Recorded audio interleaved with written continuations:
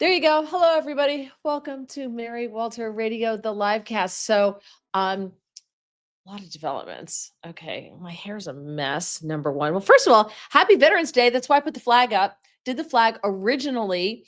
I just had a blue background because I'm freezing. I have on like 14 layers. I got a sweatshirt, my Cheers sweatshirt because it's warm.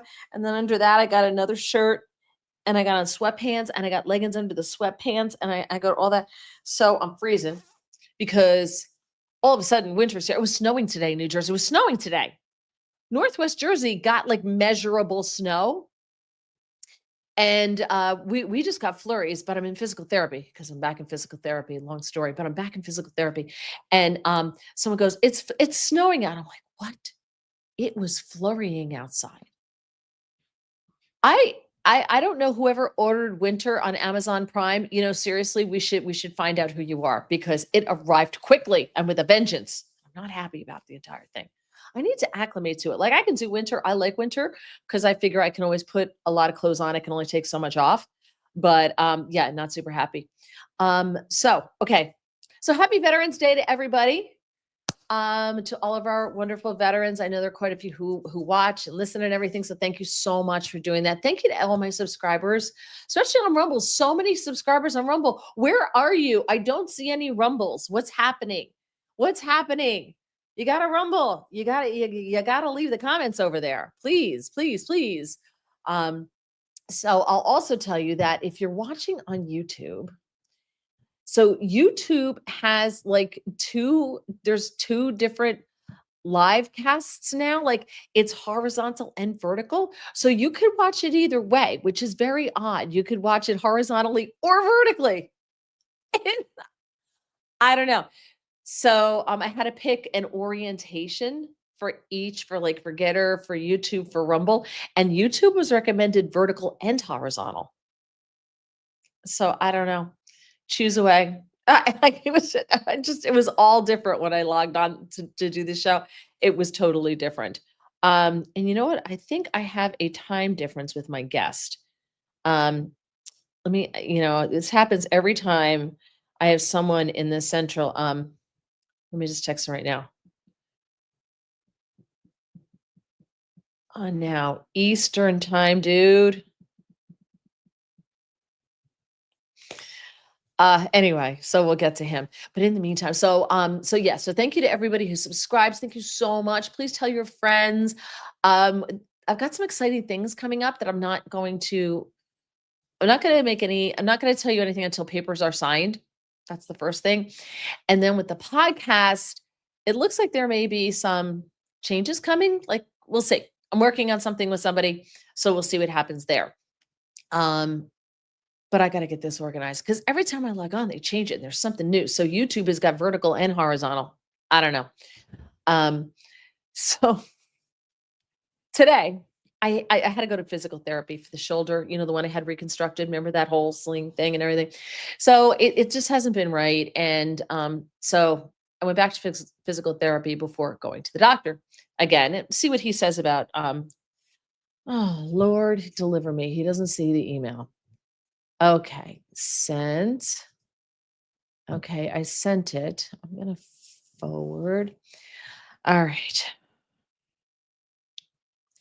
Let me call our guest. This will be fun. We'll do it on the air. All right, we'll call him on the air. Hold on.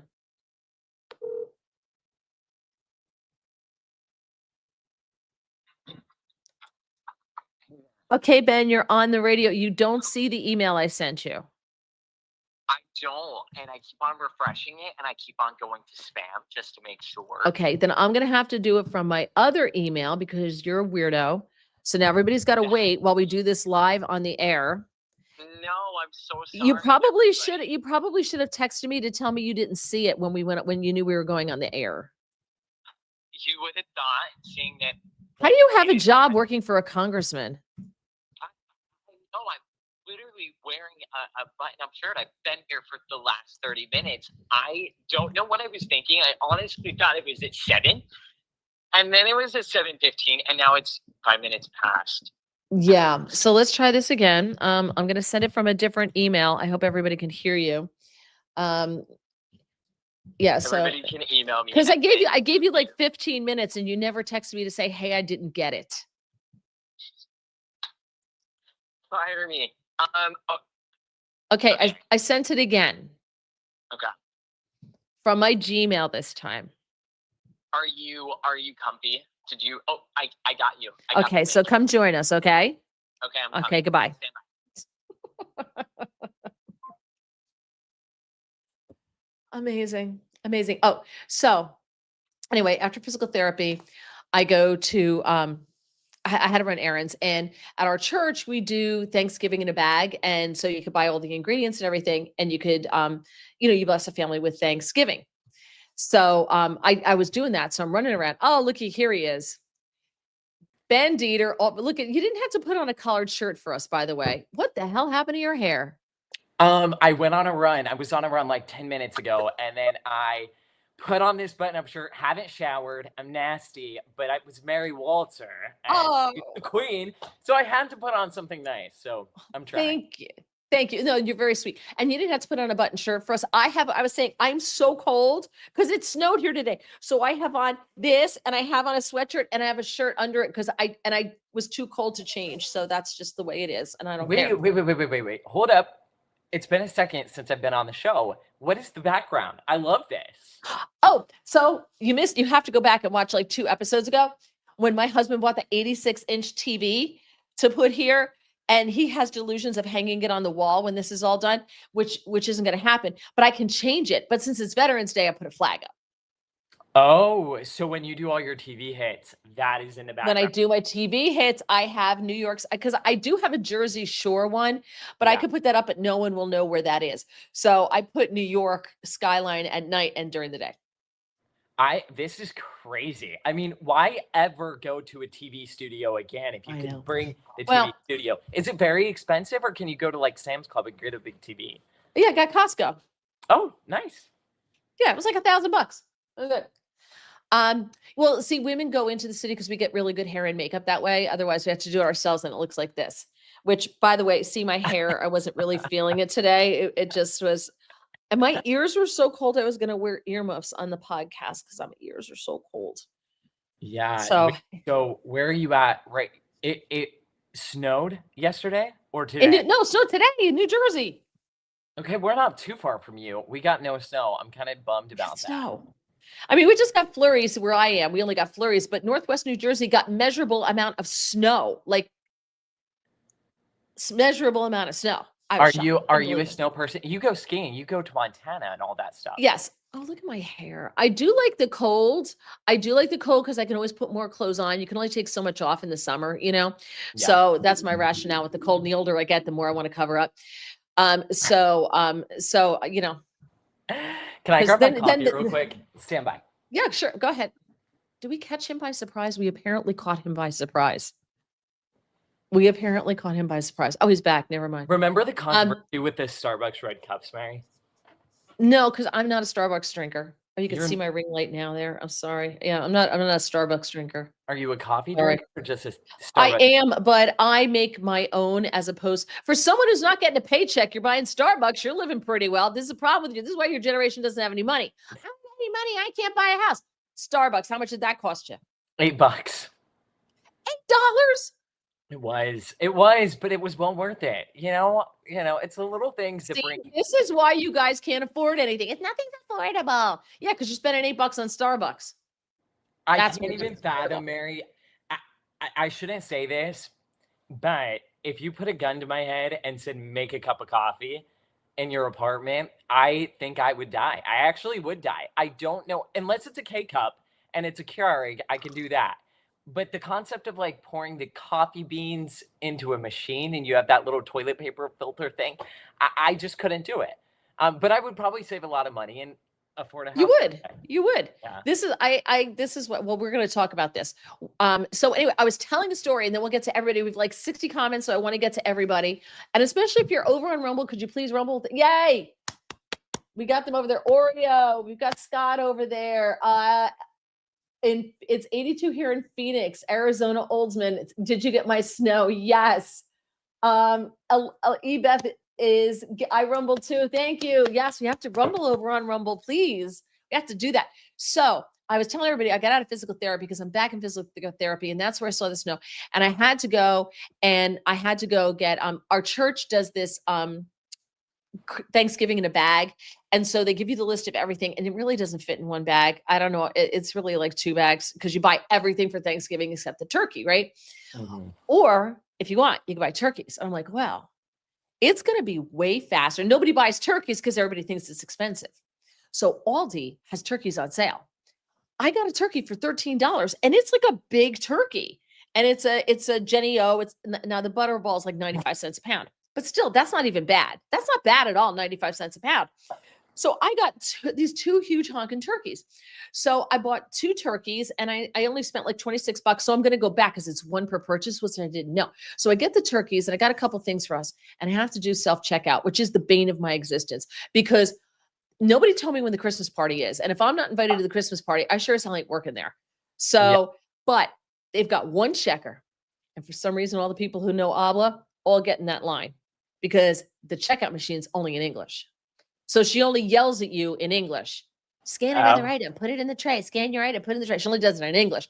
So I think that's why. But they have like 1, 2, 3, 4, they have at least 6 of those like self-checkers for those of us, if we decide to come to work that day, we can all be employed. And only 2 of them were working. I was like, oh. So is that good? Is that a good deal for a turkey? Like a $12? Was it a big turkey, small turkey? It's a pretty big turkey for $13 is great. Yeah. That's why it's what you forget it. If you can't make a cup of coffee, there is no way on God's green earth you're touching a turkey. Okay. So just don't even try. So I have to do the scan out thing. So I go to scan the second turkey. It won't scan it. So the woman sees me starting to get Jersey. So she goes, is there something wrong over there? I'm like, yeah, it won't scan the second turkey. She goes, oh, that's because it's 1 per purchase. And I go, well, a sign on the display would have been helpful because there's no sign that says, and frozen turkeys are heavy. So I scan everything out. I'm done. Turn around. I go, do you want me to put this thing back or do you want me to leave it here? She goes, oh, it's 1 per purchase. Just make another purchase. I'm like, oh. So I just did a second purchase. Go out the door. That's right. I didn't know if they would let you do that, but apparently she didn't care. So I did. So I go to the church. You have to drop it off at the rectory which is only open from 9 to 1. Okay, fine. So I'm there at like noon. So I'm like, magical hour. I'm in time. I get there and there's a big sign, closed for the holidays. Like, the holidays? What holidays? And I figured they just use one sign, whether it's holiday or holidays. So they're closed for Veterans Day. So now I got 2 frozen turkeys. What the hell am I going to do I don't have enough room in my freezer for 2 frozen turkeys. Luckily, it's like 20 degrees outside. Yeah, exactly. It's ridiculous. So they're in my car and hopefully they will. But all these people are arriving with food because no one expected the church, to be closed for Veterans Day. And so all these people there's just food on the front. I'm like, just leave your turkeys. I'm like, I'm not going to leave the turkeys because, like, what if an animal gets into it? Like, I'm not going to leave the turkeys and get them ruined. So I didn't leave the turkeys. So no good deed goes unpunished. Wow. That's wild. That's a crazy story. I guess, like, thank you to all the troops for serving. Thank you for reminding me. Yes. Excuse me. Are you a dark or a light turkey person? Like on Thanksgiving? I don't care. You don't care? I don't care. We make, because my husband and I work through every holiday. We haven't celebrated a holiday in like 20 years. So we just make a little turkey breast on our Ronco rotisserie. We make that, and we make some green beans and some sweet potato, and that's it for ourselves, just 2 of us. Yeah. So that's what we do. All right. Wow. Some of you people over on Rumble are not nice people, but that's okay.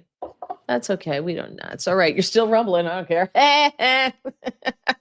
We love it. Thank you. Appreciate you. All right. Now Tax is here. Watching your back. Hermit Sal. Suze is here. Let's see. Rebecca is here. J Law C. I think that says Titus says hi too. Thank you. John is here. Watching your back is watching the small screen. Yeah, I can't help you out with that if you're on YouTube. You're on your own. It's every man for himself with all of this. Where is the image? No video. What are you talking about, Hermit? I don't know what you got going on there. I can't tell you. I don't know what's going on. Looks cold. Florida was perfect. The iguanas are dropping. Yes. So did you know that they give out like the iguanas in the trees in Florida when it gets too cold, they they freeze. Like they don't freeze, but they like pass out, they hibernate, go boom, and they fall out of the trees, but they're not dead. They just like get shocked. They're when they come out. falling from the sky. Yes. Crazy. Yes. Yeah. They got about an inch of snow in West Virginia. Happy Veterans Day. Yes. Lexus, hello. Oreo, yay. Lexus Rumble, thank you so much. Yutsuck, I like horizontal, but vertical is exciting too. Thank you to everybody rumbling. Beth, RDOF posse, vertical, horizontal, pick a lucky one. I don't know what's going on. Bill wants to know why numbers are appearing after your name. I have no idea. I don't know. They're changing everything. Every time I get on StreamYard, it's something new. Today, vertical, horizontal. Take your pick. You want both? You got both. I have no idea. No clue what's going on. So let's see. Her Highness is a strict taskmaster. Yes, I am. Patrick is here. Dolly is here. I'm Dolly Madison, not this imposter. Let's see who else is here. Scott is here. Herman says, Ben, I miss hearing you on KWAM. I miss, Herman, I will say he comments on my Twitter all the time, and I still read those comments. I miss the camaraderie, but I don't miss air that much. But yes, it's been a second since we all kind of got together and all talked. Yeah, that's it. And let's see. Yitzhak says they don't pay Ben enough. Well, not enough to buy $8 Starbucks every single day. Have you ever done the math for that? I can't, because it would probably stop. It's a good exercise. Let's say you buy Starbucks. Let's say you buy Starbucks 365 days of the year. So let's say do you buy it on weekends too? Yeah. Because you drink coffee on weekends, right? So I have to. 5 times 8.0. $2,848 on coffee. What is this? The Dave Ramsey show, Mary? Good luck. Just saying. And do you tip too? No, I don't, because I think that's ridiculous. I am literally being handed a cup of coffee. I'm not tipping 20%. Something you can't do. You just admitted you can't make that cup of coffee. Yeah, wow, that's a great point. I forgot what a great interviewer you were, Mary. Yeah, $2,000. Now I'm starting to think, I'm like, what could I actually spend? It's almost 3. It's 20. It's 20, basically $2,850, $2,800. And like, think about this for 1 second. And now I'm team you. What if I did get a Keurig and I got those K-Cups, which you can get at Costco for like 46 for $10. Or stick with me, but K-Cups pollute the environment, and your generation's all about, the environment. So instead of doing that, which K-Cups are more expensive, just buy, if you want to use the Keurig, you can get the refillable cup, the referable kit, and then you just take a scoop of coffee and you put it in there. I mean, like, that's all you have to do. It's not like, you have to prep the patient for surgery or anything. All you have to do is scoop it and put it in there. Or instead of those little paper things, if you get like a real grown-up adult coffee maker, like a Mr. Coffee, yeah, you can get a reusable filter that goes in there, and you pour the coffee in there. It's cheaper. And I could just not drink coffee excessively every single day. Like, I could, in theory, go to bed at night. But I'm up till 3 o'clock in the morning, and then I wake up at 6 and I'm trash. So all good thoughts. Are you strictly coffee, or do you do the teas? I don't like tea. I only have 1 cup of coffee a day. That's it. And caffeine doesn't bother me. I could drink a cup in bed. Doesn't bother me at all. And I could fall right to sleep. Crazy. Doesn't bother me. What are you going to do? My parents are like that. My parents would drink coffee watching the 11 o'clock news at night. And just pass it out. Yeah, go to bed. Yep. Let's see. Got snow flurries in Kentucky. Yitzhak says it's beautiful in Florida. Windows open, doors open, light breeze, perfect. 0% humidity. Fine. Yitzhak wants to know, does Ben invest in the market to make up for low wages? I don't have the money to invest in the market. That's the problem. Well, you would have $2,800 to invest in the market if you made your own damn coffee. I just cannot let my parents see this at all because they would send you edible arrangements because I think they've been trying to get me to do this for some time now. But you have to know, like, I think our generation and probably yours, I don't know, there's something about going into a coffee shop and it's the ambience. It's the ambiance. It's the experience of going in there. You get to pick all your favorite flavors, and then you can add a double shot of espresso. And that's not fun at home. Like, and then, you could meet the love of your life. That's Isn't fine. that every Hallmark movie? You go to a coffee shop and you boom. We pick and choose. Listen, my first job, I'll tell you, after my first job, my first job I was in LA living in a company apartment. And then I got transferred to where, by the way, there was a shooting in the apartment complex and the police just told me to stay away from the windows in LA because nobody lives in LA. And then I got transferred to Fort Worth, Texas, and I lived in an apartment, company apartment. Then I had to get my own apartment. I knew no one. I couldn't afford it on my own. So I wound up living with the woman who became my friend, who was the bank teller. And so she's still my friend to this day. Oh, we wound up being friends. And I had on the floor, I had no furniture. I had no bed. I had no dressers. I had a student loan to pay off and I had a car loan to pay off. My bed was a mattress cover with a set of sheets over it, with a blanket on the floor, and then a pillow and a blanket over me. And my clothes were folded up along the wall I did not buy. My parents were like, do not buy anything on credit. Do not buy it on credit. And that's how I lived. Yeah. Wow. And there was no fun coffee shop ambiance there. There was none of that. Yeah. When I was working in DC, I was getting my nails done. I was doing this, I was doing that. And I was making buku bucks. I was making a good bank when I was working in DC. And I added up how much my manicure was, including the tip. And because of that, what that costs, even though I could afford it, I stopped doing it. DC is really expensive, isn't it? Like, someone should have given me that disclaimer before I moved here, because I came from Tennessee and I'm in this studio right now, Mary. It kind of sounds like your first apartment, except they don't have a roommate that's a bank teller, which would probably be nice. No, it's 300 square feet. It's tiny and it's $2,000. And I'm like, I cannot afford this. They don't pay me that much. And right now they're not paying me at all. But you're right. You've got a month of rent on coffee. I'm glad I joined the chat tonight. This is why they call you the queen. All right. Yitzhak says, if one does not grind in the morning, coffee beans, one does not get a great cup of fresh, aromatic, oily, bitter coffee. The coffee must be dirty, no sugar. So Hermit wants to know, why did you leave KWAM, if you don't mind him asking? That's a great question. I wanted to work in Washington. And, Mary, I actually think we talked about this a little bit. The world of broadcasting is as turbulent as Washington is. Broadcasting is even more turbulent. Like, it just is. And respect to the veterans like Mary that have done it for so many years. I did it for 4 and I got out. And there are aspects of missing the show that I did. It was a great gig. I had a great boss, but at the end of the day, to get to serve in Congress and serve alongside of a great representative was something that I didn't think I would get again. I did an intern on the Hill, and a lot of people that moved to Capitol Hill and work in the federal government, maybe they had an internship. I never had that because of COVID, and it canceled that internship. So when I had the opportunity to serve as press sec for the congressman, and they called me up, I was like, I can't imagine me as a 40-year-old looks back on getting to serve in the House of Representatives and regrets that. Maybe I'm wrong. Maybe one day I will.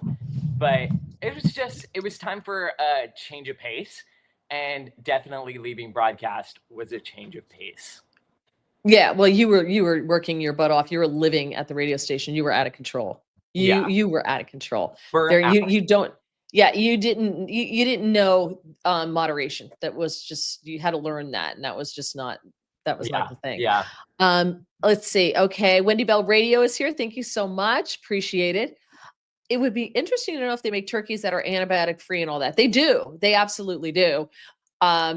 But If there's they a turkey farm. There's a are turkey they farm here. vaccinating I our can go. turkeys? Patrick, what does he mean by this? Are they putting antibiotics in our turkey meat? No, but you know, all your everything gets there's antibiotics in the feed and things like that for all of our livestock. But Oh, you can get organic, antibiotic free, all that stuff. But we have a turkey farm near us that if you can order your turkey ahead of time and it's raised right there and it's not like a commercial mass produced, big farm type corporate turkey, that type of thing. big turkey. Big turkey. Sue, Sue says, I personally love self-checkout. Well, you also like to pump your own gas, so there's that. I don't do that either. Mary, in all your years of doing radio, did you ever interview the Butterball turkey experts? Yes, it's It was- it's a rite of passage. Everybody has to do that. Yeah. That and the people from Just Born, the Peeps people. I don't know about it. Was that for Easter? Yeah, Peeps, the little Peeps, the Oh, marshmallow Peeps. what would they talk about? How they make them or the Yeah, because they're made at the Just Born. But Just Born they make all the little Peeps, all the different colors and all that stuff, and they also make jelly beans and some other stuff. But that's like a thing. You interview both of those. The Just Born people. Did you do the NORAD Santa tracker? They would always call into the show too, and they'd be like, "Santa Claus is over the North Pole right now." And No, we didn't. Okay. Didn't do that one. Didn't do that thing. There's the little popper thing in the Butterball turkey that pops up when it's done. So you don't have to guess. It's a plastic thing in there. So you don't have to guess. RDOF Posse, this is Gregory, by the way, says you can get farm raised birds that are free from all that nasty stuff, but they're expensive. Yes, they are. By the way, I don't know if Ron is here. Has anybody seen Ron post Squeaky? His cat Squeaky died. So Squeaky's like his avatar and his picture and his profile pic, and Squeaky passed. So it was sad. So Ron, if you're watching, and again, shout out to all of our vets. Thank you so much, because I think Gregory is a vet, and there's some other ones here as well. Back home, we save money every Thanksgiving by serving roadkill with stuffing and mashed potatoes. I hope he's joking. Titus is here. Okay. Oh my gosh, that was one of my listeners in Memphis. Like, oh, okay. It was the mascot of my show. That cute little bearded dragon. Iguana? It's a dragon? Yeah. That's so funny. All right, this guy, hold on a second here. I have to just do something here.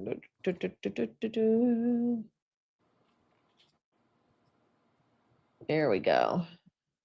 When you start swearing on Rumble, you're going to get muted. Sorry, kids. Don't know how to tell you that. You're out.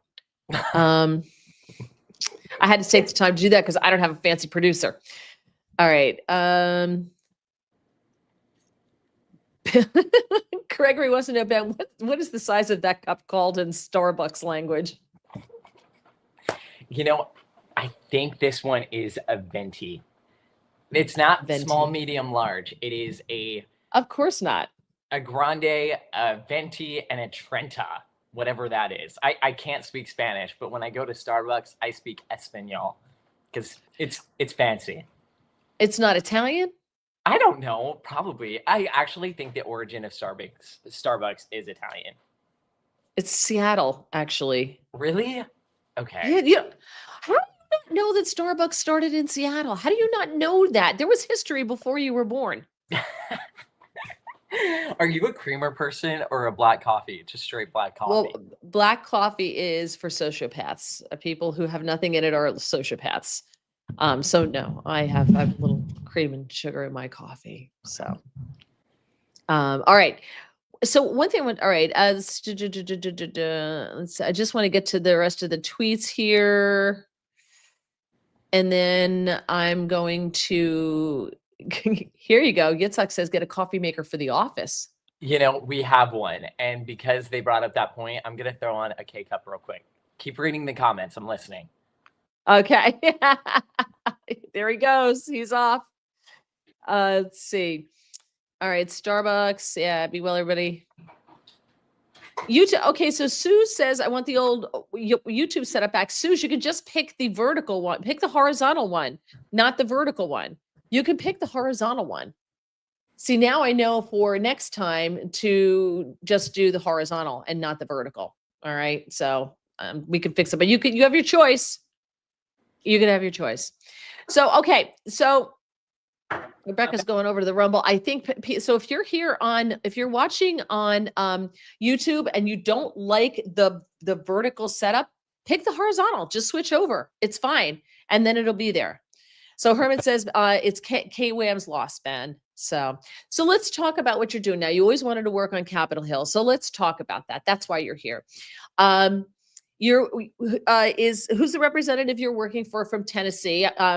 Hermit would like to know. So I'll let you tell the story. How'd you wind up there, and who you working for? I had interviewed my boss, who is running for governor in the state of Tennessee, a couple times. And that's a great way to meet your future employer. Like, I interviewed him on air. He announced he was running for governor back earlier this spring, and he is the member from Nashville. So like the Nashville middle part of Tennessee, and his name is John Rose. Great guy, farmer, big ag guy, sits on financial services and the agriculture committee. And it was pretty simple. I mean, I was on air 1 week, and the next week I moved my entire life to the nation's capital. And it's a totally different job. It's much more behind the scenes. Like, this is a very exciting thing. And Mary, I appreciate the invite because your boy is off the air. Like, doesn't talk. And Mary will understand this. When you work for a station and you have a show, you're building up your personality, you're building up your identity, and it is all about you, right? And when you join Congress, it is not about you. You become one of like 14,000 20-year-olds that are running the federal government. And your job is to build up the brand of one person, and that's your member. That's your boss. Right. So you obviously had to learn on the job what to do. Yeah. I mean, I think coming from news and that background has served me and continues to serve me very well. One job is that you're dealing with reporters all the time. And so as a former reporter, as someone who spent their early 20s on the air, I kind of know where these reporters are coming from. You know how to vet them, the ones that may be liberal, maybe the CNNs of the world, and are coming in bad faith or good faith. And so I think it all worked out how it was supposed to be. Like, I don't think I would do it the other way around. I think me being on air for 4 years is serving me very well in a job where now my job is to deal with reporters and be on this end of it and be like, okay, we're going to set the record straight. And so that's kind of fun being on this side of it. So did you have to know anything about agriculture? Well, I mean, I'm failing already because I've asked you 15 questions about turkey. I'm learning quickly, like, FFA. Do you know what the FFA is? Future Farmers of America. Exactly. And 4-H clubs. I mean, none of 4-H club was very big in my high school. 4-H club was big, and the 4-H fair was the biggest social event of the summer. I'm now learning what a big world that is. And if you don't grow up in that world, in some of those rural communities, you're missing out on the good of that. So I'm learning a lot about that. I will say, though, that as someone whose job, I actually have my talking points. One job is you are briefing your member on all the news of the day. And, they can't do everything and be everywhere at once. That's why you have about 16 people working in this office. And that would be for all of the members of Congress, Senate and House side. So, as a press guy, your job is to brief the boss, get him good talking points. I will say I'm blessed because my member, we just did Jake Tapper the other night, and, he knocked it out of the park. He's totally fine. He's a very smart person. But my job, like even with an ag question, tariffs are huge right now. What's happening to the beef industry or Argentina beef? Like, you learn quick. And though I am not an expert on Argentina beef, Mary, you learn real quick. Sure, no, and that's why it's all young people doing it because boom, boom, boom. You know, you got to be wired, you got to be running all over the place. You know, you got to be doing 10,000 things at once. And older people are like, screw this, I'm not doing this. That's Yeah. why they get young people to do that job. I also So one answer of a the lot other, of phone go calls. ahead. It's not beneath me to answer constituents calls, and that's actually something, you get your interns. I bet your audience has kids that maybe interned on the Hill, and their job is to sit at this desk and frankly either be screamed at, or some of the calls are not screaming. And for me as a press sec, I don't have to per se do that, but I do answer calls all the time, because something that I've learned, and I think this comes from being on air and taking callers and being in radio, is you realize the people in your audience, if we're talking radio, the people in your district, so District 6 in Nashville, they know the sentiment. They are the base for a reason. They're very tied into your local issues. And so I learn a lot from just listening to callers. Now, sometimes they get on, they're like your Rumble people, not all of them, and they are screaming profanities. And I've got to go, okay, this is not conducive. Like, we're not going to scream cuss words at each other and get to a conclusion on, say, the government shutdown. But that's really helped me, because I'll talk to farmers on the phone and they'll be like, we voted for Trump. We voted for your boss. However, this issue is hurting us. And so I can kind of draft the language of our talking points and our messaging for the congressman just by talking directly to our folks in Tennessee. It's pretty cool. Yeah. So Yitzhak wants to test your agricultural knowledge. And he says, what do you guys do with the local resource conservation and development councils, RC&Ds, and CRP land, good or bad? Let me get back to you on that one. Oh, good answer. Good answer. Happy to get you. He also was going to go into biomass fuel, pellet fuel, but I'm not going to put you through that. All right, so let's go into the shutdown, shall we? Because when I heard about the shutdown, I was like, oh, who do I know? I'm like, who do I know that would be affected by this? And everybody that I would know is not somebody who's being affected by this. And I thought, oh, young Ben. Ben is working on Capitol Hill. So, and you were like, yes, I want to come on because working without a paycheck sucks.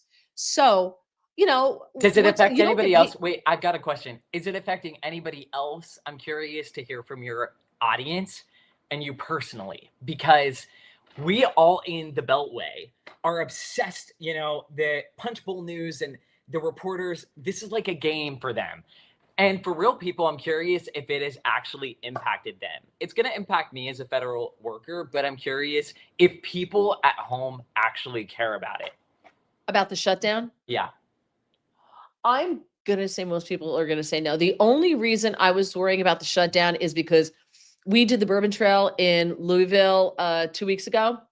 And I got a hair. I didn't think we were going to make it home. I'm like, oh, but it really didn't start until the following week. So we were fine.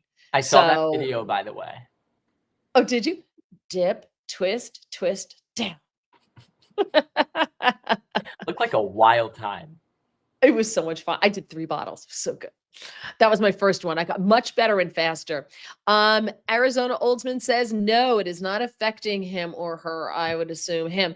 Yeah, I don't think it is affecting most people unless you want to fly somewhere. I don't think it's affecting you at all.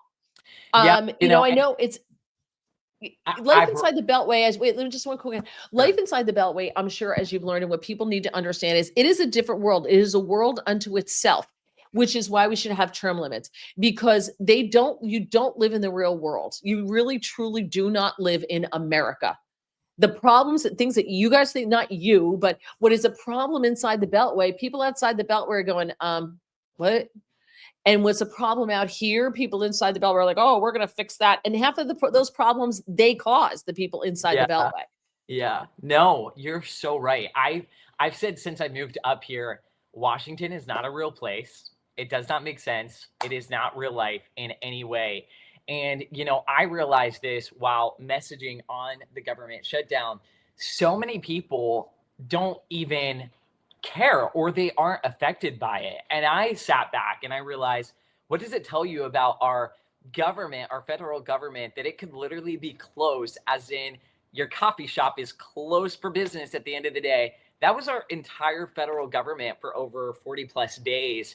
And real Americans, hardworking Americans, I actually had no idea, except for I turned on Fox News the other night and there was a ticker of how many days the federal government was closed. So that was really interesting to me, because up here, it's the talk of the town. Every business has Of course. happy hour for federal workers. You get your drinks for free, and it's the buzz here. But back home in our district, I don't know that many people are that affected by it. Here's the problem in Washington, and I always likened it when I was working there. I thought I worked in Manhattan and I worked in Washington, D.C. And the differences are so stark. Washington, D.C. is like a mining town, except you have two mines that run the whole town. And everybody works for mine A or they work for mine B. And everything in the town revolves around the mines. Everything, the pizza shops, where you get your haircut, the corner bodega, everything revolves around those two mines. So everybody in the town is involved in those two mines and everything that happens in those two mines. Everybody's got a stake in that game. And everybody who's connected, the higher up you go in the hierarchy of the mine, I'm going to cough, excuse me. I have like a cold.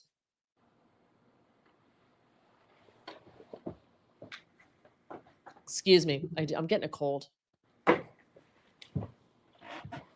But everybody, the higher up you go in the mine, the more important you become, because more people know who you are. And so the whole game is to climb that ladder and move higher in the mine. So you'll shake hands with somebody and they'll say, oh, hi. And the first thing want to know is, who are you? What do you do? Because they're going to assess whether you are worth spending any time with. Yeah. Because there's probably someone behind you who can help them further. Do you know who can help them more? It's so shallow.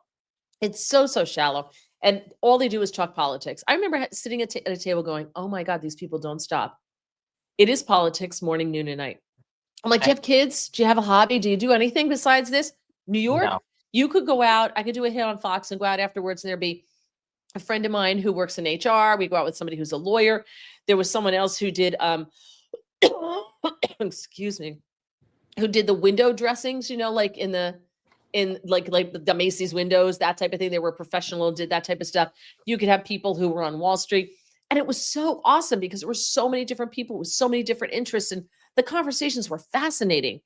In Washington, I was like, oh my God, this is the most vapid place I've ever been in my entire life. I hated it. So when you told me you were moving there, I'm like, why? When I went to my doctor the other day, I've gone, you do have great health insurance, I will say. Maybe a perk. You're welcome.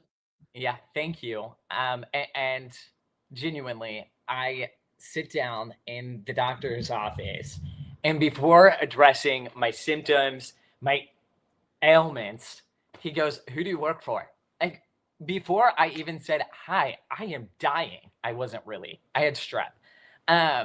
He was like, who do you work for? And I'm like, I work for John Rose. Then we got into, are you a Republican or a Democrat? And I'm like, if I answer the wrong way, are you going to give me the wrong prescription? I mean, it actually is the first thing you will be asked before, hey, how's your day going? It will be, who do you work for, Republican or Democrat? And then it can go sideways. Which mine are you with, A or B? Yeah. Yep. It's horrible. It's horrible. How long did you live? How long did you live in the DMV? 3 years, and then but I went home every weekend. So I went down every Sunday, went home every Friday. And that was miserable in and of itself. Were you on air? Were you doing air at the time?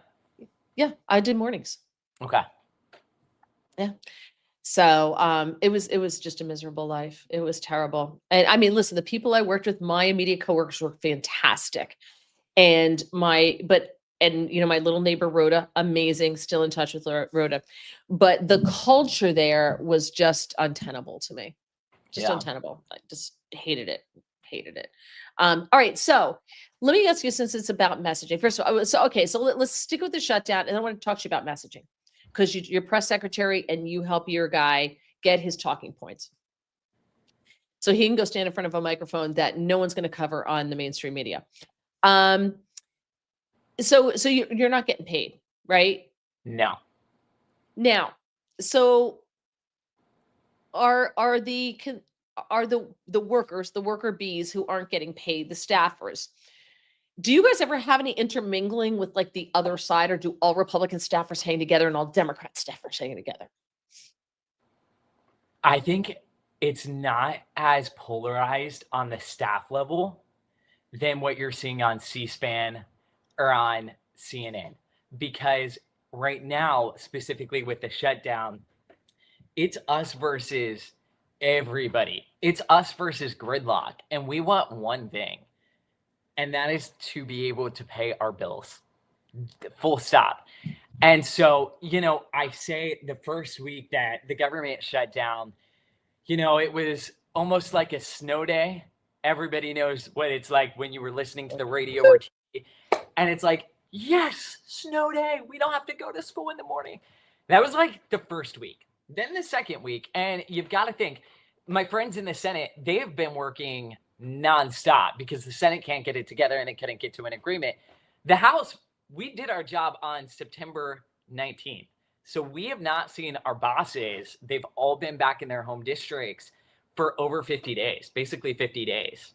It's been a second. And I'll share some inside baseball. When we are in session, you wear a suit and tie.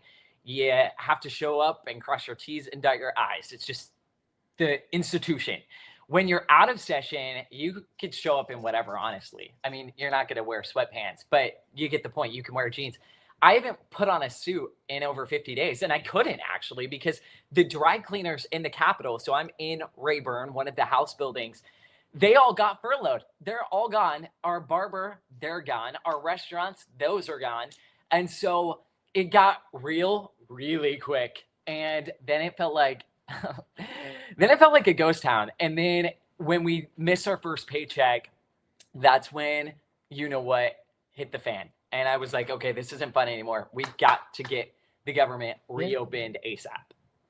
Yeah, absolutely. So if your congressman is back in Tennessee, right? Yeah. If he's back in Tennessee, why are you there? Why aren't you back in Tennessee? Or you live there. You live there. Yeah. And, so why are you in the office right now if you're not getting paid? Our office, every office is different. They can make different personnel decisions. They can deem you either essential during a government shutdown or non-essential.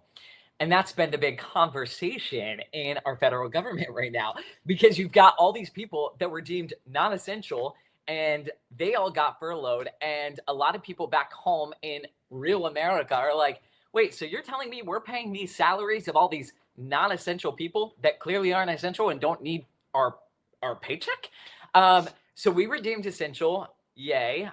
So because we were deemed essential, that meant we were not furloughed. So we still had to show up and work. And hopefully we get that paycheck soon, which we will. And hopefully I'm hearing rumors that the boss will be in town tomorrow along with the full conference. They're going to take a vote around 4:00. It's going to be a long one. So it's not going to be too exciting until they get that passed. I think it will. And then it will go to the president's desk and then we get paid. Yes. Well, Oreo says Jeffries, Dollar Store Obama, is threatening to resist on the vote. Resist we much for opening the government because of healthcare omissions. So let's talk about messaging with this whole thing. And thank you to everybody over on Rumble. Thank you for rumbling. I really appreciate you. So here, the messaging drives me crazy, and this is your who's job. winning the messaging war? I'm curious because I'm in the bubble. I need to hear someone. Well, it depends on what you consume, but I think for the most part, you look at the polls, the American people think that that Trump is to blame because the mainstream media takes the lie and puts it out there for the Democrats, right? They don't tell the whole story. They put the lie out there. Republicans bad, Republicans bad, Republicans bad.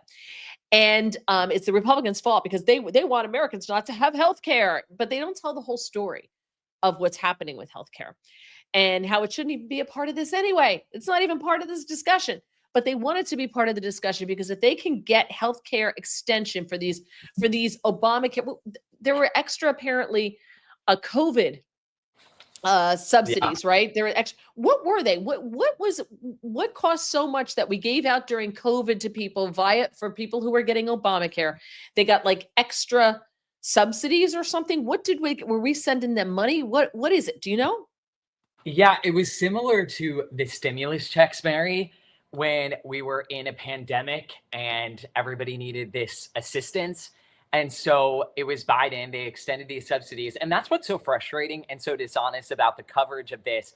This is on the Democrats. They put a timer on this, an expiration date to kind of prop up what is unaffordable Obamacare. Like it's not affordable, but Right. they made these cushions, so to speak, these subsidies to make it appear like it was affordable, but those were going to expire. And that's what's so dishonest about this whole conversation is Democrats broke this and now they are wanting Republicans to To fix fix it it. all Yeah. of a sudden. They always do. They Yeah. always do. So, okay. So, but here's my question is so were people getting checks? Is that what they were getting? I don't know because I only pay them. I only pay into them. I never get them. So I don't know what it's like to actually get a government check. Like, I don't think that's ever happened except when it was my own money that I overpaid in taxes. But other than that, I get nothing. Diddly squat from the federal government. So, so under the guy, so how does that fall under healthcare though? If these were like stimulus checks during COVID, how does it fall under healthcare? I thought these were expanded benefits under healthcare that somehow wound up costing, I don't know, however, billions of dollars. And I'm confused as to what exactly it is that they want to cut that's supposed to sunset at the end of this year that everybody's all up in arms about. Well, a lot of that money is going to insurance companies, which is half the problem because the big insurance industry, which is a real industry, if we were to extend these subsidies, which is at the crux of this whole government shutdown, that's about $40 billion to these insurance companies over the next 10 years. That's $450 billion. So these insurance companies are able to eat up the costs ever so slightly, but it's not actually addressing the crux of the problem with our broken healthcare system. And keep in mind, too, Mary, Obamacare is only for 7% of the population in America. You would think that if you were to tune in to CNN, MSNBC every night, that if these subsidies aren't extended, the whole country goes dark and everybody is going to, it was the whole thing of like grannies, we're pushing granny off the cliff. And that's just not the reality. When you look at it, basically all Okay. Americans need a bit of relief when it comes to insurance. This Obamacare and these subsidies, it is actually such a small margin of the American people. And what was found in this whole discussion about this ACA subsidies extension is that a lot of these people that were under the umbrella of the extension, the COVID era extensions, they're making $170,000. I mean, they're making loads of money. It is not for the people making $4,000. I mean, I'm exaggerating slightly. It was riddled with fraud.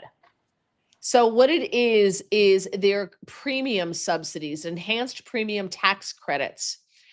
Right. So people got these subsidies to help pay their premiums. So what happened is the insurance companies pushed the premiums higher to keep getting more money. So Yep. now if they take, first of all, when you give a benefit, and everybody knows this, you never can give a benefit and have it get smaller or get taken away. Never happens. Never, ever, ever happens.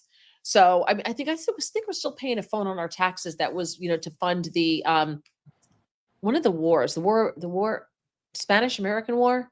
But anyway, it's supposed to be temporary just to fund the war, and it's still on your telephone bill because once government gets that money, like, or they get to hand it out, the people who are getting it never want to see it go away, and the politicians don't have any balls, so they can't tell them, no, this is temporary, you don't get it anymore. So that's that, because they don't want to angry constituents because we don't have term limits. So there's a lot going on here. So that's why premiums are going up. Our premiums are going up 46% this year. Yeah. 46%. So then what happens is people are like, screw this, and they get rid of insurance.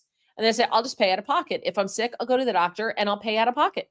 It's going to be cheaper than what my insurance. Someone was on, and I don't know if this is true because it's just a video that was on X, but she said that she went to go get a prescription filled that she gets filled on the regular, and it's usually like $20. And so she went, it was $140. And the pharmacist is like, wait a minute, this can't be right. Because she said, wait, it's $20. She's like, yeah, I know. And she's checked. She goes, no, that's right now. So the pharmacist goes, hold on a second. So she went, she checked, she comes back and she said, if you pay it out of pocket, it's $20. That's insane. But to put it through her insurance that's true. company, it would have been 140. Yeah. So as more and more people catch on to that and they stop, people say, you know what, people who are paying the bills start to get off of insurance and say, I'm not paying these premiums anymore. I'm not doing this. You know what? If I get in a terrible car accident, they have to treat me for free in the hospital, right? They got to treat me. Yep. And you know, I'll pay everything else out of pocket. Which is what's going to happen? Funny. There's going to be no payers. Yeah. Which is why the president the last couple of days has said, actually, why don't we take the billions and billions of dollars that we're sending to these big insurance companies, and why don't we take that money and give it straight to Americans? What's so funny is now, because TDS and they hate everything Trump does, they are now having to defend big insurance. And they're like, no, we need more money to go to insurance companies, the big bad pharma. And so it's funny now that they're having to defend because the president said, actually, let's just send that money. And I don't know how that would work. I think we've got to work on our messaging and rolling out some form of a health, because here's the thing, and this is just the dead level truth, is I think for a lot of Democrats, and we saw this maybe in the midterms, I mean, we'll see it rear up in the midterms next year, is they think that how we talk about insurance is how when, let me rephrase, stand by. We don't talk about insurance the way that Democrats do, because Democrats are like Oprah with insurance. You get an insurance plan, you get an insurance plan, and it politics very well. Republicans, we don't believe in that. We believe in a free market, and how they are able to use that as a wedge issue every time they get a Republican to come on CNN, or they start with the premise of, you don't care about people. It's similar to Democrats with immigration. They can't message on immigration because they truly want mass immigration, where Republicans, we're strong on that point. So I think the whole government shutdown, they have just been forcing all of these lawmakers on our side to go on these cable news shows and talk about how callous and heartless they are, because they have to talk about this issue that they view as, you know, not a great one for Republicans. Because I was coughing. So here's the thing. No one is forcing them to go on these shows. Yeah. Because by going on the shows, you're legitimizing this conversation isn't about a continuing resolution. Now it's about healthcare. So by going on the shows, Republicans play the game and now help fuel the Democrats. This is about healthcare, and Republicans get on there and go, no, it's not. Don't get on the show. Don't go on the show. Don't legitimize it. But Republicans do. They do it every single time. This is why they suck at messaging. That filibuster that we just sat 40 days through, why didn't Republicans make Democrats get up there and actually talk and stand on their feet for 40 days? Why did Republicans allow that to happen? Why did they sit back and let them go home and get naps and not even come in? Why did Republicans allow that? Democrats would have made Republicans talk for 40 days. Republicans don't know how to fight. They don't know how to fight. I don't think they want to. I think Republicans are very, very happy just going along to get along as long as they get reelected. That's it. They could handle this. You know, Trump's talking about giving $2,000. I won't get that either. But a lot of people will get $2,000. George Bush, the younger, wanted to expand health savings accounts. Now, if you have a high deductible plan, which, by the way, we can't do a health savings account next year, because even though our deductibles are $7,000, that's not considered a high deductible plan now, apparently. But the money's taken out of your paycheck before taxes, and it goes into this health savings account. And if you do it, every paycheck, you build that up. And so when time comes around to pay for, a balance on a medical bill or something like that, you have the money already, and it was tax free, and you're never taxed on it, and then you can pay. Mm-hmm. It's a wonderful thing, but a lot of people aren't responsible, and so the irresponsible people are going to be like, "Oh, insurance sucks." Well, you could have been responsible, but you chose not to. So, I think what Trump is talking about is giving it back to the people. Why doesn't it follow me like my car insurance? Why do I have to get it through my employer? Why can't I just buy it like I do car insurance? Why not? Yeah. And that's part of the problem, is what Yitzhak is saying here. He wants to know, what is Rose doing to legislate a la carte plans? Mandate that states drop barriers to interstate competition. Do not penalize a carrier for carrying non-Obama plans. Do you know that if a health insurance company doesn't have an office in your state, they can't sell insurance in your state? Yeah. So they have to have 50 offices one in each state to sell health insurance in those states. That can so easily be solved by Congress, but they haven't done it in 20 years, 25 years since people have been talking about this. So now the Republicans, it makes me so crazy, which is why I'm not a registered Republican, because there's so many simple things they could do. They could have forced the Democrats to have a real actual filibuster. They didn't do it. They let them off easy. Why? Because it would have been the same thing day after day after day, the visual of Democrats up there impeding paychecks to American citizens. And Republicans, nah, we don't need that visual. Let the Democrats, oh, you want us to come on TV and defend ourselves? Sure, we'll be your puppet. Sure, we'll do it. It's so annoying. It's maddening. It's absolutely maddening. If I were you, I'd tell them, don't go on any of these shows. Don't legitimize them. I don't understand it. Doesn't it drive you crazy? Yeah, I mean, you just have to reject the premise of these anchors every single time, because if you watch any of them, they're so biased. And so when you choose to go on a show that's left of center, you have to go in on offense. And the problem is, a lot of times Republicans historically have been on defense on a lot of these issues, and you have to go in on offense. Actually, we're not talking about healthcare. Why? Because we're not going to discuss important legislation like this when we're being held hostage. You know what I'm saying? It's like, and so just going in with a posture of offense, you know, and I will say this, and this is the great thing about shows like yours and what's happening all across the country, is the conglomerates and this stranglehold that Democrats have had on media, I think, is broken. Like, it clearly is. So I don't know the appeal of even going on a lot of these far left shows, because they don't even have the audience anymore. But, you know, I see exactly what you're saying. Yeah, my point is, though, is Republicans are always on the defensive because they allow themselves to be put there. They willingly go, okay, we'll go get on the defensive. They don't even try. They could have had the message in the bag with this thing by forcing Democrats to stand there and show the entire country that they were blocking these bills. They were blocking people from getting SNAP. They were blocking staffers from getting paid by watching them on the floor day after day after day, night after night after night, one after the other, having to stand there and talk the entire time. And Republicans instead allowed Democrats to get in front of the microphone and blame them. And then go on television to defend themselves for being blamed for something that's not their fault. Yeah. How do you think the speaker has done? You know, I will say that, you know, we've done these daily press conferences on the Hill about Democrats because they are on the vote. They have voted now 15 times to block paychecks for our troops, paychecks for TSA. No, they're saving healthcare. Haven't you gotten the message? Republicans lost that message. They allowed Democrats to make this about saving Americans' healthcare. It's not about blocking paychecks for the military and the farmer and everybody else. This is now about saving healthcare for the American people because Republicans allowed them to take that message, twist it, and run with it. And now that's the message. The speaker's doing a crappy job because the speaker should have made them stand up and filibuster day after day after day, like they would have done to us, like they would have done to him, because I'm not a Republican, like they would have done to Republicans. And that would have been everywhere, been on the front page of every paper. And that's what the message would have been. But instead, the speaker didn't do that because the speaker is not a super Trump supporter. I'm sorry, in my humble opinion. And so that's not the message anymore. That whole blocking paychecks, that's so 2 weeks ago. Now it's all about healthcare, and affordability. Those are the two things now.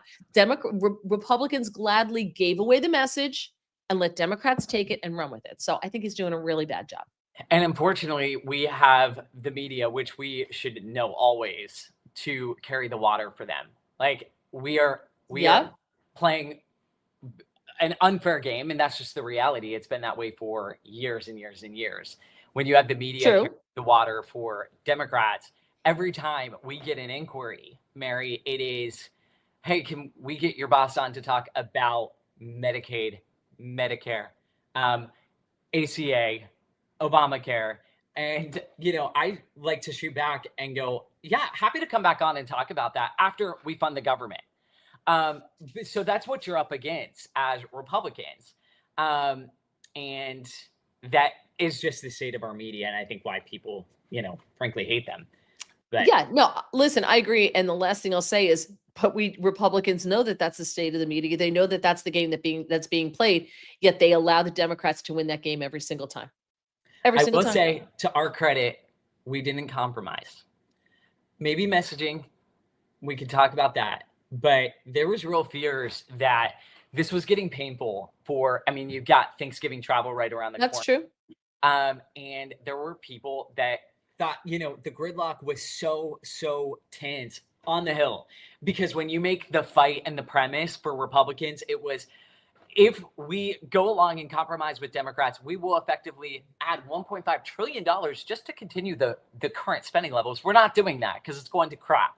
It's going to all of these woke programs half across the seas. Like, no one's even heard of these places. So we're not doing that. For Democrats, they dug in because their premise and their argument was, well, we're not compromising with Republicans because if we do, your grandma is going to die because she's not going to get health care. So when those are like the two opposite and opposing arguments, there was not a lot of movement happening. And you've got the holidays right around the corner. And there were fears that, are there going to be some moderates in the Senate? Are there going to be some moderates, anti-Trumpers, that are Republicans that cave? And at the end of the day, you look at what Democrats did. It was pretty shocking. They have fought this, voted 15 times over, we've got to protect ACA subsidies, and then they caved like last minute and got absolutely nothing for it. They might get a vote in the Senate. I think they will, but that's going to fail. No promise of it going to the House floor. And so I am very proud that at the end of the day, it was who blinks first, and Democrats, they blinked. For once. And you're absolutely right. And Republicans, but I fear when Donald Trump is no longer president to give them the balls to do it, that they're not going to again. They're going to go back to being who they were before. And I also fear that now that they have pounded this ACA, ACL, healthcare is unaffordable, healthcare, all of a sudden they're worried about healthcare, that Republicans will compromise on this. And you watch, because ACA is unaffordable. Obamacare is unaffordable. It was built to be unaffordable. It was a lie from the beginning. And without the money, without taxpayer money going into it, but scream, my premiums are so high. My premiums are so high. Okay, so we'll lower your premiums, but we're going to raise your taxes. So either way, you're going to pay, because it is government-run socialized medicine. That's exactly what it is, and that's what Democrats want. And I guarantee you, Republicans somewhere along the line are going to compromise with them and take another step closer to socialized medicine. And that's exactly what's going to happen. I don't ever see Republicans getting the balls to be able to actually really fight it. I just don't see it. That I looked at what they did here. We're giving them a round of applause because they didn't cave, which they had no reason to, but they didn't fight back. They held the line, but they didn't fight back. They just didn't. And it makes me crazy. I think my fear is, a lot can happen between now and next November, but we have, I think, a 2-seat majority in the House.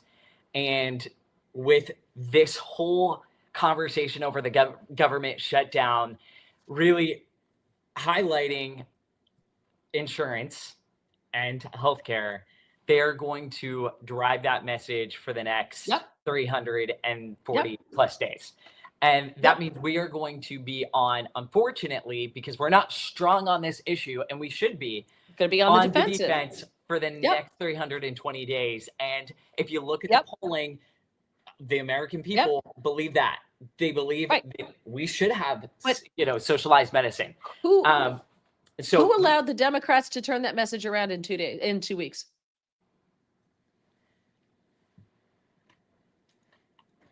I see. This is why I'm glad that I joined your show, because on the Hill, you are a bit in a bubble. Like, you think you are knights in shining armor. You're out there every single day. I haven't been working. I haven't been getting a paycheck, but every single day we are just out there every single day debunking the lies. I'll give you one. How many times have you heard this? Republicans control the House, the Senate, and the White House. And we're out here every single day going against the media, going against the far left. And we're like, yeah, all of that may be true, but we need 60 votes in the Senate. That is what we've Right. been up against every single day. And, that's just been so frustrating. So I am in this world where we are staying on message. For the most part, other than maybe Marjorie Taylor Greene and Thomas Massey, one of those people, the conference has been in lockstep all the way to Thune. We've been unified, and I think that was extremely important. Yes. However, I am not at home. I am in DC. I am not in where Right. you're sitting. I'm not where my parents are sitting. And, polling has been all over the place with this. Who blames who for this issue or the government Right. shutdown? And I think a lot of times people will just naturally blame the people in power. And right now that is Republicans. So that is what we've been up against. Yeah, no, listen, I agree. And I think, it's great. I have mad respect for those of you who kept working, even though, you weren't getting paid. Total respect. And that's not what I'm talking about. Yeah. I'm talking about the senators who didn't take the opportunity to bend Democrats to their will when they had the chance. They had an insane marketing messaging opportunity and they let it go. And in a shock to no one, Democrats filled the void and they twisted it around. And instead of the visual of them arguing against paying troops and you guys, instead of that being the visual and the message day after day after day, we're talking about healthcare, which is a weak one for the Republicans. So Republicans had the position of a strong message, of having a strong message and winning on that. And the Democrats knew that that was their weak message. So what did they do? They took the spotlight off them and they put it on the Republicans. In hindsight, do you think, because what I've tried to convey to our constituents is this is not a healthcare battle. They are trying to make it a healthcare battle. Right. It is absolutely not. We're not even going to talk about healthcare. Agreed. Because this CR was just up for a vote 6 months ago, and all the Democrats voted for it. So this is all grandstanding. This is not a healthcare policy battle. This is about Democrats wanting ACA subsidies because they will make us talk about it every single day. And that's a farce because you don't do that and you don't shut down a government and you don't shut down and block the pay of the people that are controlling the safety of our skies just so they can talk about something they want to talk about. Right. Yeah. Well, I agree, but that's unfortunately not where it went. Gregory says, do you feel that DC is safer now than when you first arrived? It feels very safe. And if you were to walk outside Rayburn right now, you would see like 20 National Guard guys and girls. Like they're amazing. They're at the top of every subway. They're walking the mall. I mean, you just feel safe. I know the locals here are like, oh my gosh, it feels like North Korea. This is what a dictatorship feels like. I'm like, are you out of your mind? I feel very safe. I welcome them. The more the merrier, but you've got your locals here that think we're living in North Korea. Yeah. Hermit wants you back soon. He said, this is fun, enjoyable, and informative. Have been returned very soon. He also says Republicans need to borrow a pair from Elise Stefanik and Nicole Malliotakis. My husband's always said the Republicans need more women, more female congressmen and women, because they're the ones with the balls. They're the only ones with the guts. The men are too worried about being reelected. SBA offered. Okay, that's Yitzhak talking about insurance.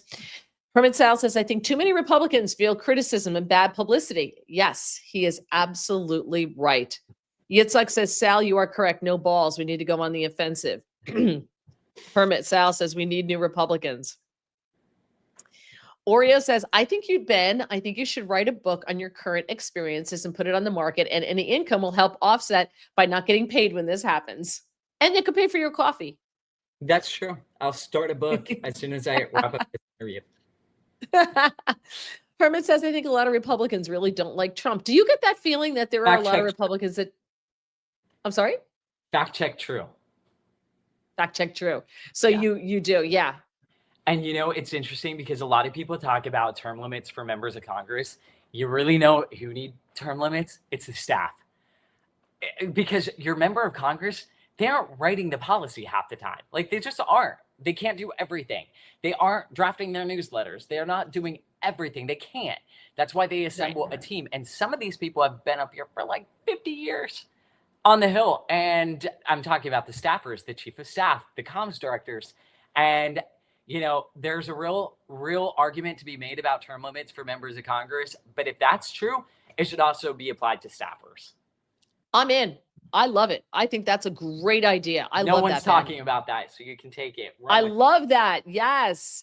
I think you do. I do think you should write a book. We just did that one. Okay. Oreo said your input is your input very it could be valuable for future journalists if you wrote a book.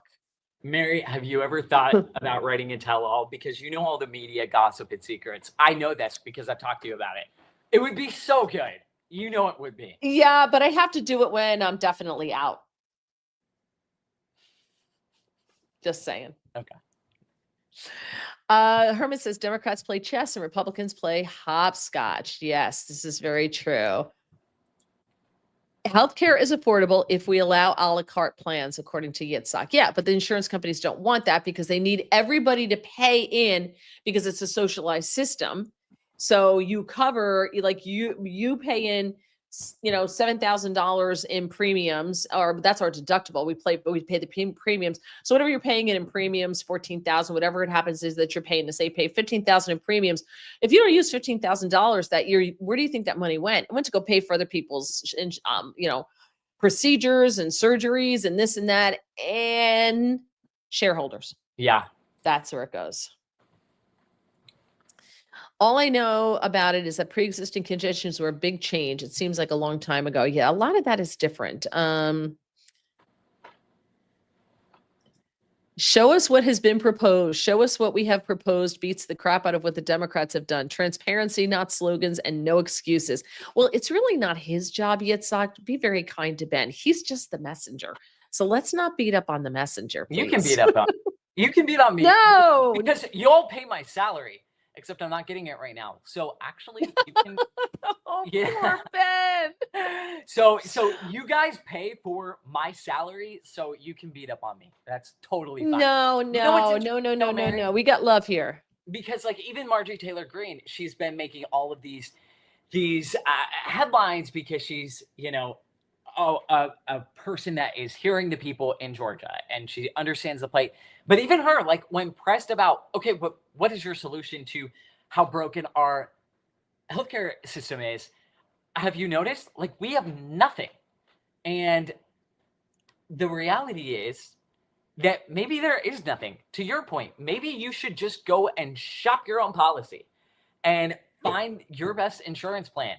Does that message as well as you get a free healthcare plan and you get an Obama phone? And no, but that's not how we play. And I do think that, you look at Trump, like he won because he was honest and frank and real with Americans. Like we're not going to be giving you a handout for this and a handout for that. And, people gave him the executive over it. So I don't know. It's really frustrating because the messaging on healthcare is all over the place. Hold on, the IT department's here. Yes, dear. That's how you fix healthcare. All the staffers and the congressmen have to have Medicare. My husband just said the way to fix healthcare is that all congressmen and women and staffers have to have Medicare. Medicare or Medicaid? Start with Medicare. You all have to have Medicare, and that'll fix it. He should write that bill. We'll get him to DC and have him write that. I bet they would. He just did. I bet they would fix the issue real quick. Exactly. That's why they don't have it. That's why they also don't have Obamacare. Yeah. Rules for thee, but not for me. Okay, here's an interesting one. Patrick wants to know, have you heard that monitoring the amount of pizza deliveries is a sign of how much activity is going on at, for instance, the Pentagon? There's actually the pizza index. He's 100% right. Yes. Have you heard of this? The pizza index. You've heard of it, right? And same with the House. And same with if there's like a lot of excitement or movement on in Capitol or in the Capitol with a really late night vote, you'll start seeing there's a really great pizza shop right around the corner. It's called We the Pizza. And you just start seeing pizza boxes being delivered in mass. And that means something is about ready to happen. Policy. And then same with defense over at the Pentagon. Yeah, that's true. By the way, I never had a slice of pizza in Washington, D.C. Won't do it. See, you're from Kentucky, so you'll eat pizza in Washington. You don't care because you don't know any better. Do you But, guys know pizza? Is that your claim to fame? have you had New Jersey pizza, thin crust? No, I've only like known Chicago to capitalize pizza. I didn't know that was bragging rights for New Jersey. Have you ever watched Dave Portnoy and Barstool Sports? Yes. In the pizza I thing, the love Pizza his Index? pizza reviews. Yeah. His number one place was in New Jersey in Raritan at DeLuca's, which we used to get pizza from sometimes when I was a kid. I did not know that. Is it because there's a lot of Italians there? Yeah. Okay. We got a lot of them. Yeah. A lot. Make kick-ass pizza. But yeah, I will not. We were in Kentucky on the Bourbon Trail, which I did the thing on the Bourbon Trail, I guess last week or the week before. And one of my friends in Kentucky said to me, yeah, there's a really great pizza place you guys should try it. And I was like, no, I would never tell you to come to New Jersey and try barbecue. Please don't tell me to go to Kentucky and try pizza. That's just not going to help. Sal says the book Ben will write can be a coffee table book. I like it. And we'll pay for my coffee. It'll help pay for his coffee and he'll have enough over to leave a nice tip. Okay, that was pretty funny. That was good. He said, sorry, we won't beat Ben. We'll beat up Marjorie Taylor Greene. Oreo, I wish you the best. Remember to write books and memoirs. What you learn is valuable to others. That's very, very true. Arizona Oldman says, I like my Medicare. Yeah, well, I got news for you. Medicare is going to be changing soon because it's running out of money and they're not going to be paying for everything anymore. Like right now, they just pay for everything. You're 80 years old and need a new knee. It's going to be like other countries where they're going to be like, you're not getting the new knee because the ROI is not there. It's not going to happen. And that's rapidly coming to the American Medicare system. That's rapidly headed this way. We can't afford it. We just can't afford it. So I hope you guys are happy, the people who are ahead of me in line, that you've ruined it for the rest of us. So I'm not going to get a new knee because of you. So I hope you're happy. I'm going to quit running now because this conversation has discouraged me. If Mary's not getting a new knee, I'm definitely not getting a new knee. Herman's defended you, said, hands off, Ben. One quick question, then we're going. Oreo wants to know, what's the cost of a slice of pizza in DC? I think it's probably outrageously expensive. Everything here is probably $9, I would say. It's just expensive. Yeah, it's ridiculous. $9 for a slice of pizza? You can get $1 for $1 here. I mean, you can get a slice for $1. Yeah, no, like We the Pizza I was just talking about, like I think it's $7-8 for a piece. For one slice? Yeah. Remember, it's like Little Caesars, you could get a whole pizza for $5. Little Caesars, why would you eat that? Oh, I love Little Caesars. Don't start, Mary. Oh, you have to come to New Jersey and I will rehone your taste buds for you. I'll fix them. Yitzhak says in Florida, it's $1.50 a slice. Oh my gosh. The free state of Florida. Yeah, exactly.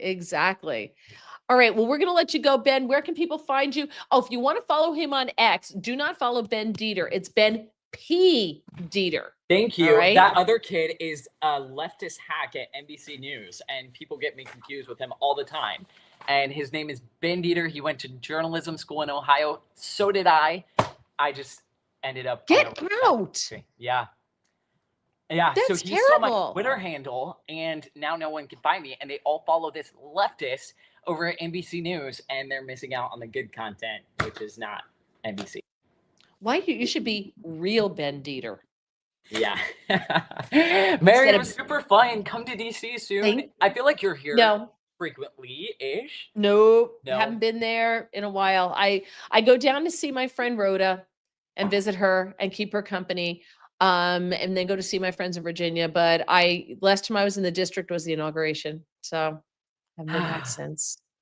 Thank you for your time. I really appreciate you. It was so fun. All right. Take care, Queen. Thank you. All right. Take care, honey. And go get some sleep. All right. We get paid don't this work week. so hard. Woo!